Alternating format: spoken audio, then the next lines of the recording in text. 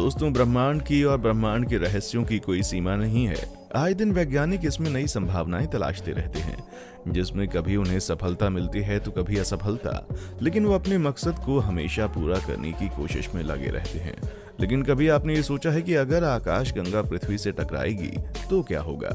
अंतरिक्ष वैज्ञानिकों का कहना है कि आकाशगंगाएं बनती हैं और नष्ट होती हैं। वैज्ञानिकों का अनुमान है कि आकाशगंगा के नष्ट होने पर उत्पन्न धमाके की ऊर्जा से बेहद गर्म कौसर नाम की गैस बनती है। इसके बाद एक नई आकाशगंगा का जन्म होता है, यानी कि अरबों साल के जीवन के बाद आकाशगंगाएं नष्ट हो जाती हैं। कम से कम खगोल वैज्ञानिक तो ऐसा ही मानते हैं। वैज्ञानिकों के सामने आज भी सबसे बड़ा सवाल यही है कि किसी आकाशगंगा का अंत कैसे होता है। इस संबंध में हमारी जानकारी लगभग शून्य है। पर कभी सोचा है आपने कि आकाशगंगा के नष्ट होने पर क्या होता है? तो चलिए आज के हमारे इस वीडियो में हम आपको बताते हैं। जानने के लिए बने रहिएगा वीडियो के आखिर तक। दोस्तों, आपने कभी सोचा है कि आकाशगंगा के नष्ट होने पर क्या होता है? दरअसल अंतरिक्ष में लाखों आकाशगंगाएं हैं और हमारा ब्रह्मांड लगातार फैल रहा है।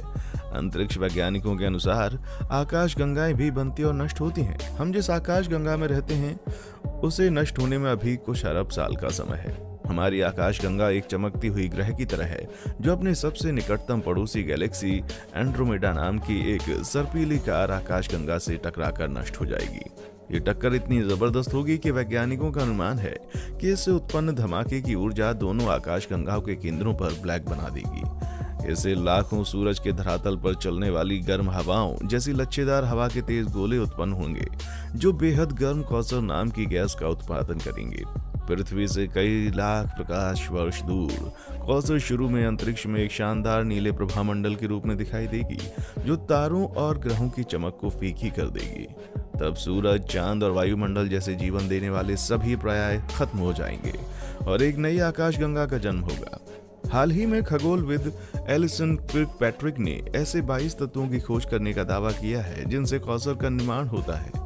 वे इसे कोल्ड कौसर कहते हैं। एलिसन का कहना है कि आकाशगंगा के केंद्र के नजदीक उन्होंने ऐसे चमकदार पिंडों की खोज की है जो बेहद चमकदार हैं और अपने अंत के करीब हैं, लेकिन उन पर अब भी धूल और गैस से बने ठंडे बादलों की उपस्थिति ये बताती है कि ये अब भी नए तारामंडल को जन्म देने में सक्षम है। कांसास विश्वविद्यालय में सहायक प्रोफेसर एलिसन कहती हैं, आज भी खगोल विज्ञान में वैज्ञानिकों के सामने सबसे बड़ा सवाल यही है कि किसी आकाशगंगा का अंत कैसे होता है।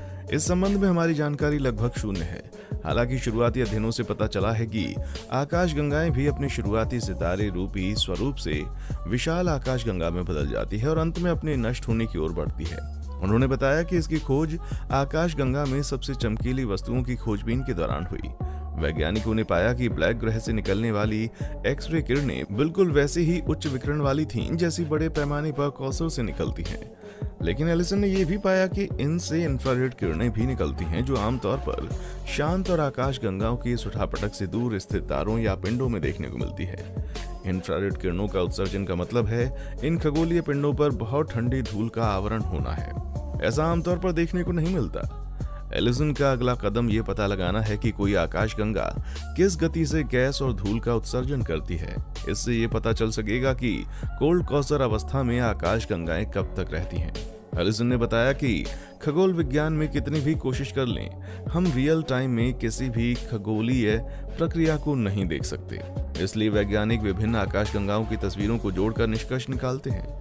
दोस्तों, ये माना जाता है कि हमारा ग्रह पृथ्वी करीब 4.5 अरब वर्ष पहले अस्तित्व में आया। वैज्ञानिकों का मानना है कि पृथ्वी पर जीवन का आरंभ करीब 3.5 अरब वर्ष पहले हुआ था, जिसमें शुरुआत तारे से करते हैं।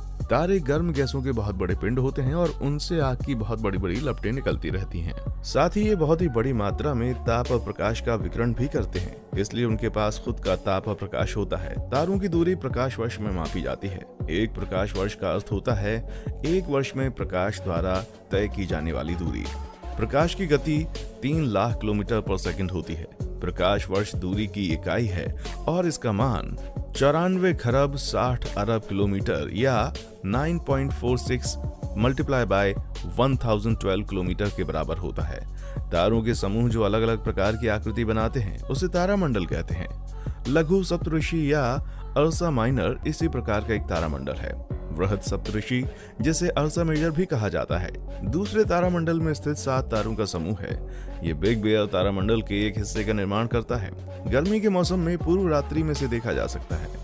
ओरियन या मृग भी एक प्रसिद्ध तारा समूह है, जिसे सर्दियों के मौसम में देर रात को देखा जा सकता है। आसमान का सबसे बड़ा तारा स्टार सिरियस ओरियन के करीब स्थित है। उत्तरी आसमान में दिखाई देने वाला एक और प्रमुख तारा समूह है कैसियोपिया। ये सर्दियों के मौसम में रात के शुरू होने पर दिखाई देता है। एक तारा समूह में सिर्फ 5-10 तारे नहीं होते, बल्कि इसमें बहुत बड़ी संख्या में तारे होते हैं। हालांकि हम अपनी नंगी आंखों से तारा समूह के सिर्फ कुछ चमकीले तारों को ही देख सकते हैं। तारामंडल का निर्माण करने वाले सभी तारे एक ही दूरी पर स्थित नहीं होते। आकाशगंगा तारों की एक ऐसी व्यवस्था है जिसमें बड़ी संख्या में गैस के बादल पाए जाते हैं, जिनमें से कुछ तो बहुत ही विशाल होते हैं। गैस के बने इन्हीं बादलों में नए तारों का जन्म होता है और गुरुत्वाकर्षण बल द्वारा ये आपस में जुड़े रहते हैं। एक आकाशगंगा में एक दूसरे के करीब रहने वाले अरबों तारे शामिल होते हैं और ब्रह्मांड में ऐसी अरबों आकाशगंगाएं हैं। कुछ आकाशगंगाएं आकार में सर्पिल आकार की हैं और कुछ अंडाकार की। हालांकि कुछ ऐसी आकाशगंगाएं भी हैं जिनका कोई निश्चित आकार नहीं है। हमारी आकाशगंगा आसमान के एक छोर से दूसरे छोर की ओर बहने वाली प्रकाश की नदी के समान दिखती है, इसलिए इसे मिल्की वे गैलेक्सी कहा जाता है। ये आकार में सर्पिलाकार है। भारत में इसे आकाशगंगा के नाम से जाना जाता है। मिल्की वे गैलेक्सी अपने केंद्र पर बहुत ही धीमी गति से घूर्णन कर रही है और सौर प्रणाली के साथ सूर्य भी आकाशगंगा के केंद्र के चारों तरफ घूमता है। एक परिक्रमा पूरा करने में करीब 250 मिलियन वर्ष लग जाते हैं। हमारा सूर्य मिल्की वे गैलेक्सी में मौजूद अनेक तारों में से सिर्फ एक तारा है। सूर्य आकाशगंगा के केंद्र से करीब 30,000 प्रकाश वर्ष की दूरी पर स्थित है। 20वीं सदी के आरंभ में अमेरिकी खगोल विज्ञानी एडविन हबल 1889 से 1953 ने यह बताया था कि अन्य सभी आकाशगंगाएं हमारी आकाशगंगा से दूर जा रही हैं। जिस वेग से वे हमसे दूर जा रही हैं, हमसे दूरी बढ़ने के साथ साथ उनमें बढ़ोतरी हुई है। हमसे दूर जाने वाली आकाशगंगाओं की गति ने ब्रह्मांड के विस्तार के विचार को जन्म दिया है। इस समय अगर सभी आकाशगंगाएं एक दूसरे से दूर जा रही हैं, इसका मतलब है कि अतीत में एक समय ऐसा भी रहा होगा जब सभी आकाशगंगाएं एक ही स्थान पर एक साथ रही हों। उस समय पूरे ब्रह्मांड का विस्तार क्षेत्र छोटा था। उस समय हुई घटना जिसने आकाशगंगाओं को एक दूसरे से दूर करने का काम किया, उसे बिग बैंग कहते हैं। माना जाता है कि उस समय ये एक बहुत बड़ा विस्फोट हुआ होगा और तब से ब्रह्मांड का विस्तार हो रहा है। एक अनुमान के अनुसार ये घटना करीब 15 अरब वर्ष पहले हुई थी। इसका अर्थ है कि ब्रह्मांड करीब 15 अरब वर्ष पुराना है। कुछ वैज्ञानिक ऐसे भी हैं जो मानते हैं कि ब्रह्मांड हर समय और हर बिंदु पर एक जैसा ही दिखता है। उनके अनुसार ब्रह्मांड बदल नहीं रहा है, इसका कोई आरंभ नहीं हुआ और ना ही कोई अंत होगा। इस सिद्धांत को स्थिर अवस्था कहते हैं। तो दोस्तों, आज के लिए बस इतना ही। अगर आपको हमारी वीडियो पसंद आई है तो वीडियो को लाइक और चैनल को सब्सक्राइब जरूर करें, ताकि हम आपके लिए ऐसी और तमाम इंटरेस्टिंग वीडियोस लाते रहें। मिलते हैं जल्दी ही अपनी अगली नई वीडियो में। तब तक के लिए आप खुश रहें और हमारे चैनल को लाइक, शेयर और सब्सक्राइब जरूर करें। देखने के लिए शुक्रिया।